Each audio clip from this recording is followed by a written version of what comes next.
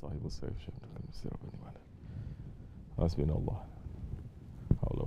We know nothing. I know nothing. What I know is just a drop from the oceans of my Shaykh, inshallah, if he permits me. And if he sends something, then we may speak. If he doesn't send, I say, I don't know. It's not my responsibility to know everything. And we turn down the question and I say, I don't know. You think about it and you tell me. But we're asking him first for his madad, inshallah, to send us something, what is necessary for us. It used to be at the end of the khutbah in Jummah khutbah, every imam is going to say, there is a formula that they say, this is not compulsory, it's not wajib, but it is highly recommended. They say at the end of it is, verily the zikr of Allah is greatest. Wala zikrullahi akbar. Zikr of Allah is greatest. Clear, it's saying a zikr. Salah.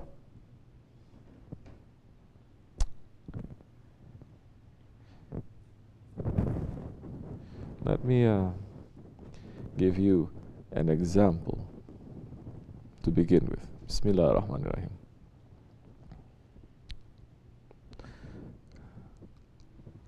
What is the requirement of zakah? Simply put, zakah, it is our fourth pillar, no? Third pillar? Third pillar. It comes right after salah. It's very important. Always Allah subhanahu wa ta'ala is mentioned salah and zakah, salah and zakah, salah and zakah. Salah, it is the rights of Allah on you. That's why it is obligation. Zakah, it is the rights of others, not the creator, but creation on you. So it is about fulfilling rights. We are given everything, now we have to fulfill the rights now.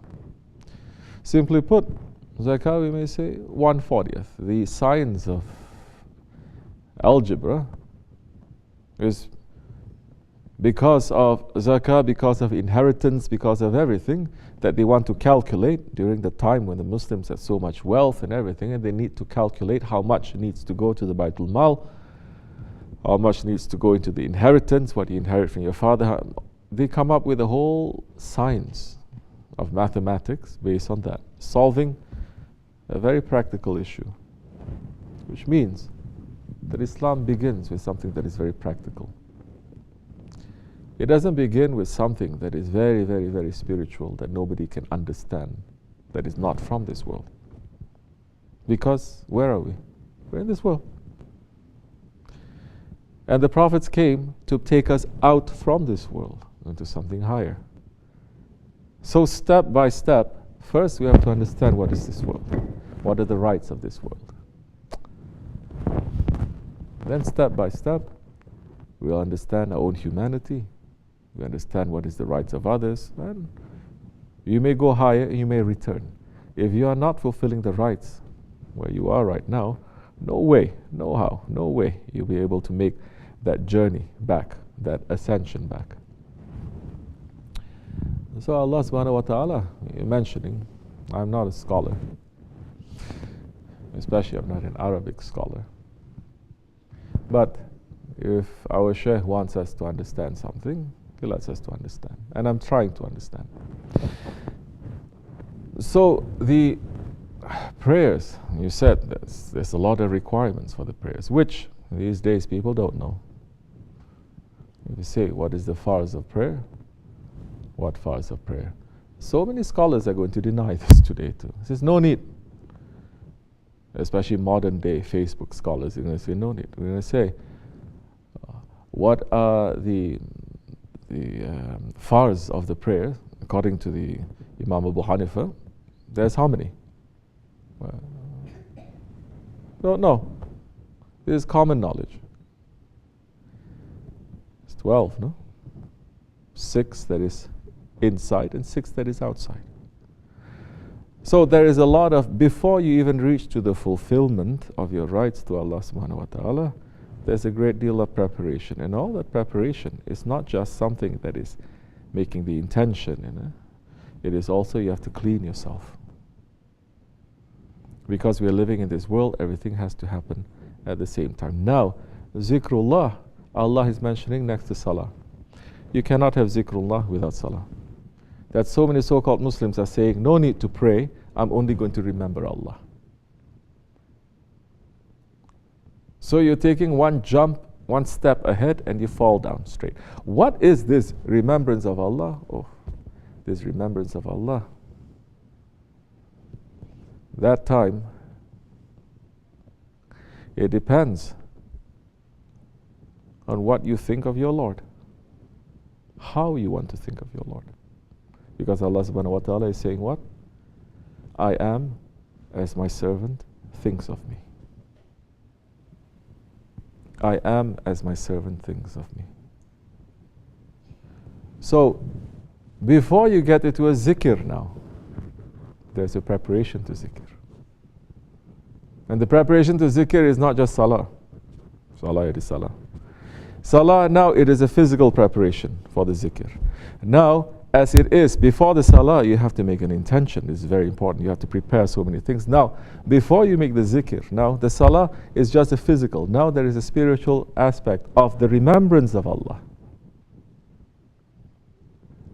That before you understand what is that remembrance, if you are not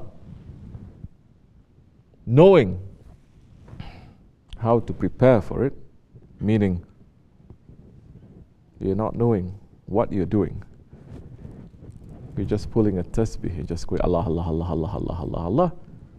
That is one type of remembrance, but that is not the greatest remembrance. Just as I remember Shaykh Efendi, Shaykh Maulana saying, Shaykh Maulana is saying, oh, these ones, they are sitting around making zikr, making rabita, mashallah. We enter into rabita in a bit. And Shaykh Maulana said, this one is making rabita to his wife. This one is making rabita to his job. This one is making rabita to his desires. So everyone is making rabita. As in reality, everyone worships. But which Lord you worship? So everyone in reality remembers. Because who are the ones who don't remember? They're crazy and they're not responsible for nothing. But you're regular, you're normal, you're average, you remember. What do you remember? Now, in that aspect of removing everything but Allah in your heart, and then to remember Allah, this is where tariqat training is. Because otherwise, just taking a wazifa, anyone can take a wazifa. Anyone can say, I'm going to recite 1,200. Why you have to need a sheikh for that? And they're reducing the role of the sheikh, just the right to give, okay, you recite this, and you recite that. What are the prophets doing? What were the prophets doing? They were what? They were taking us out from our lower selves and this lower world and entering into that higher world. Which means in this lower world we can also worship, but that is the worship of the lower world. You can worship in the higher world, but that's different from the worship of the lower world. Maybe the form is the same, but it's completely different. Just as in the Kaaba, people who are circling, making the tawaf around the Kaaba, they are kicking, they are biting each other, but above the Kaaba there is another level of people who are circling. And those are the ones that they are circling, and everyone is circling. There's one level of the Mevlevis that they are making the tawaf around the Kaaba, and they're circling and they're making an orbit around themselves. But they're not touching each other, they're not interfering into each other. And then there's another higher level from that, and another level continuously, as much as you think that there is a limit to the arsh of Allah, all the way up to the arsh of Allah.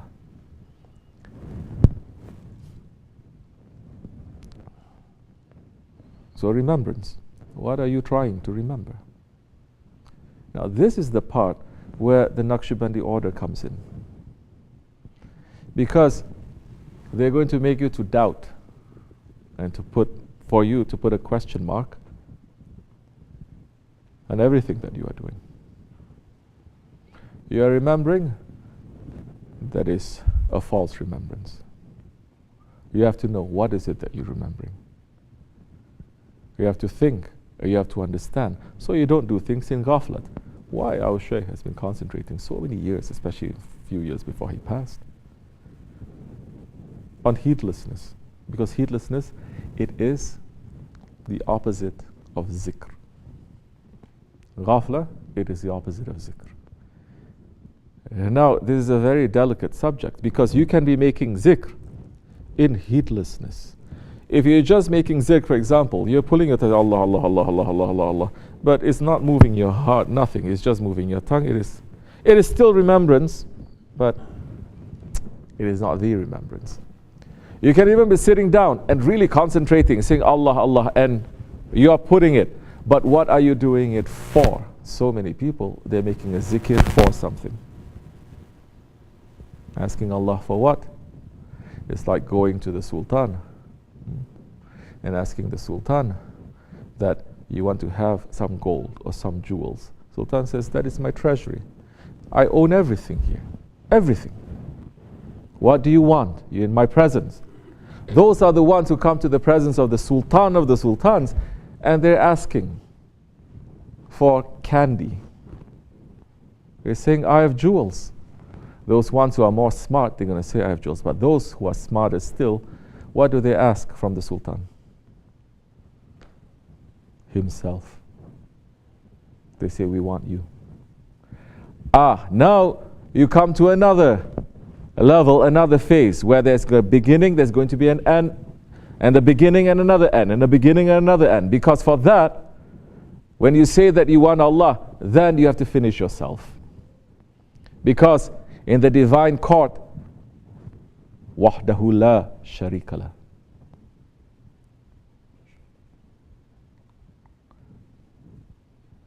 Doesn't matter if you think you're a saint or you're holy. You still exist. You still know that you are. Then you're posing a challenge to Allah because only He is. But to come to the level of now, to become nothing, very painful. Then it's like you go up, now you know you have to go back down and even deeper. Then you go all the way up again, you go higher, now you have to come back down and even deeper than that, continuously. More deep you go, more higher you can go. More higher you can go is depending on how deep you can go. Like what our Shaykh says, you make yourself to be 0, Allah is 1. Together you're going to be 10. He says, don't stop there. Make more 0 to yourself. And then you're going to be 100. Make more 0 to yourself, you're going to be 1,000. Because now the believer cannot get stuck. Because when the believer gets stuck at a certain level, then it becomes partnership. He starts to think that I'm existing. So this then to train for that, how to not exist. Now you go back down again, deeper, more basic things now. So this much is enough. Once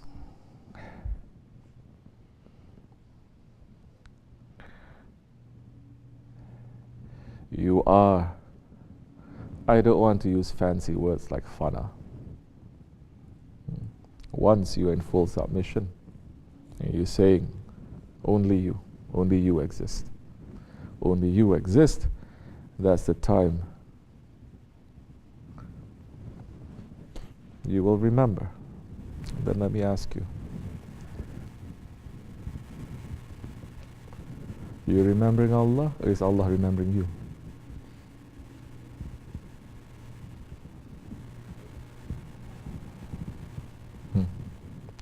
Allah's remembrance of you is before, or you remembering Allah before. Now Allah is saying, subhanahu wa ta'ala, fazkuruni azkurkum. So we are very, very, very, very far away from that. This is just, we're dipping and we're tasting a little bit to see then what is that level.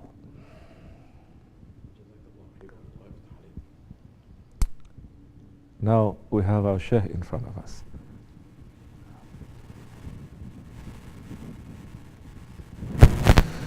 If we cannot now remember with the remembrance of our guide, then we cannot remember with the remembrance of our Prophet. Then we definitely cannot remember in the remembrance of Allah subhanahu wa ta'ala. Inshallah, this is basic point, submission. Then that time, the remembrance of Allah is not going to be for anything. But because Allah subhanahu wa ta'ala, He deserves to be worshipped. We cannot worship Him the way that He deserves to be worshipped, but He deserves to be worshipped. Now, your relationship now to Allah subhanahu wa ta'ala will be completely different then.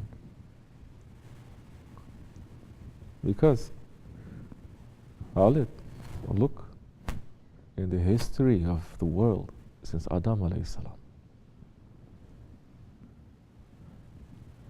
have the believers been the majority ever? Never. Never.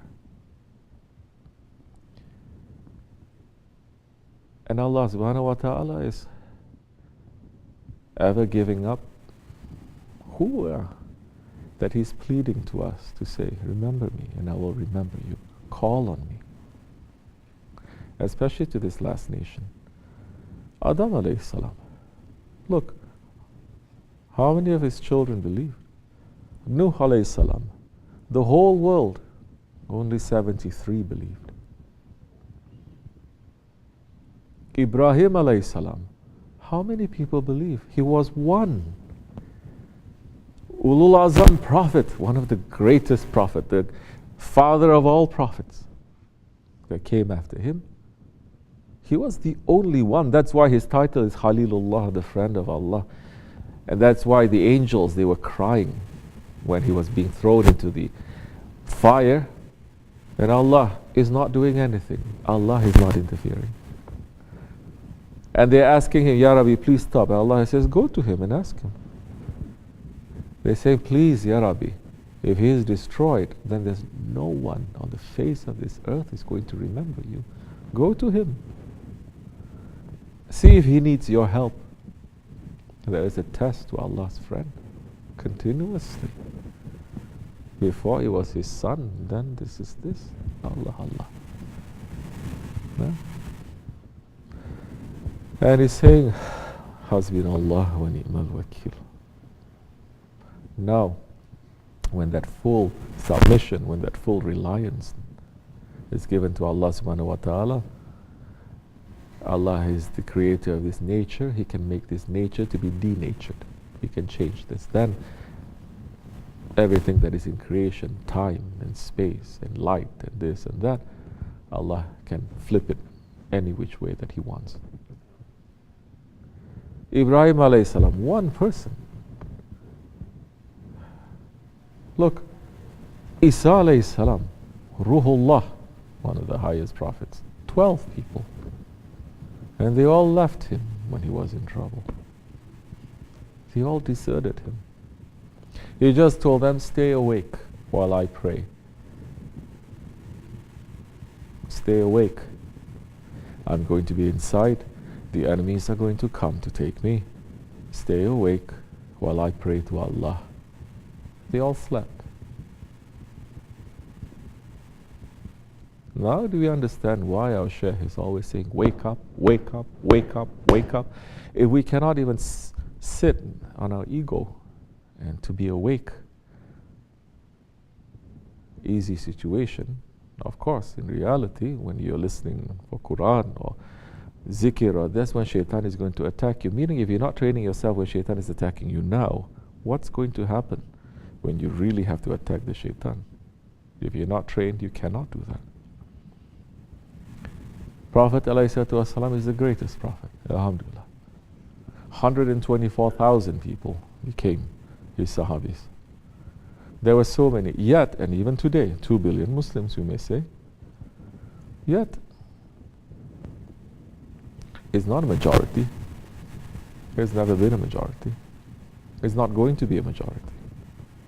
Only time is going to be a majority is when?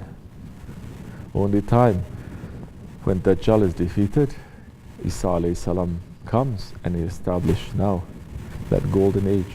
That is the only time when this world will be rid of every disbelief and every disbeliever. That is the only time. Allah's word is true. His revenge will come. So, now, once you understand then a little bit of the remembrance of Allah, you go back down again. As Holy Prophet ﷺ went to the Mi'raj, SahibulSaif, he met his Lord, distance between 2 bows' length or even nearer. But he still came back down again. Not his entirety. You can never bring your whole entirety when you are. Something came back down again. But he did come back down again. To do what? To save mankind. Not putting any separation, to save mankind. So those now, they have the remembrance of Allah. And they have the Zikrullah Akbar. Now, they have to go back down again. And they have to continue that until what? Until, as Allah subhanahu wa ta'ala said to the Prophet ﷺ, I've given you your nation clean and pure and beautiful. They have dirtied themselves. They are your amanat. You have to return them to me, clean and pure and beautiful. Now, you're coming down and then you start working. Doing the work. Now you're going to start having that, we may say, the secret of nubuwwat. Nothing fancy, just to save people, bring them to Allah. That's all. That is the job of every prophet. So step by step, at least now we get a glimpse of understanding where our sheikhs are, what they are doing, how heavy their job is. May Allah forgive us in our weakness, inshallah. For their sake, may Allah make us to live as believers and to die as believers. Al-Fatiha.